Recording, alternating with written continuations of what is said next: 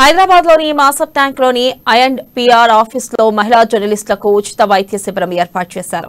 ఈ medical క్యాంపును CS Santhi Kumari ప్రారంభించారు. అంతర్జాతీయ మహిళా దినోత్సవం సందర్భంగా మంత్రి కేటీఆర్ విజ్ఞప్తి మేరకు మహిళా జర్నలిస్టులకు ఉచిత వైద్య శిబిరం ఏర్పాటు చేశామని సీఎస్ శాంతికుమారి తెలిపారు.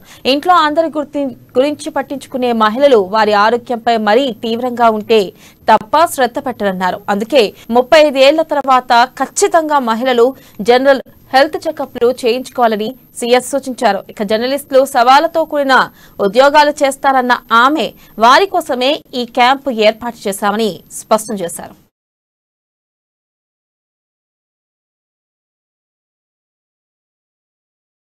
జరిగింది.